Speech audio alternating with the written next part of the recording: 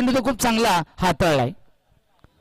Slower one बॅट्समनला या ठिकाणी bit करण्यामध्ये यशस्वी ठरलाय. कौतुक केलं जाईल प्रकाश भला यांचं.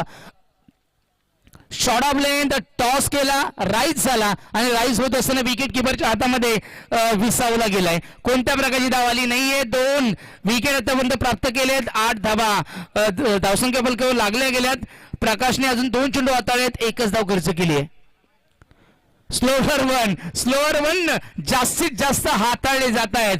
मिडल ऑफ द लेंथ गती काढून घेतोय, पेस ऑफ करतोय, पेस ऑन करत नाहीये. जे पेस ऑन करणारे गोलंदाज असतात त्यांना धावा जास्त येत असतात, परंतु पेस ऑफ करणाऱ्या गोलंदाजाला धावा कमी येत असतात. आज मॉडर्न क्रिकेटमध्ये वाचायचं असेल तर लुंगी एनगिडी सारखं तुमच्याकडे स्लोअर वन असणं गरजेचं आहे. आणखीन एक पेस ऑफ डिलिव्हरी पाहायला मिळाली. बॅट्समनला फुटवर्क नाहीये. जागेवरनं साखल दंडात एखाद्या हत्तीला बांधावं, एखाद्या गजाला बांधावं, त्या पद्धतीने बांधून ठेवलंय प्रकाश भला.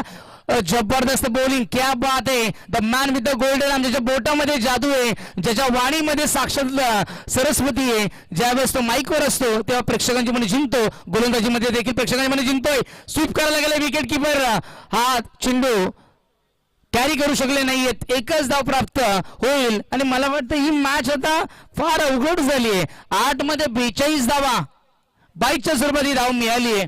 बॅटने आली नाहीये. 8 मध्ये 42 म्हणजे इथे 8च्या 8 7 राहिलेत आता. 7 मध्ये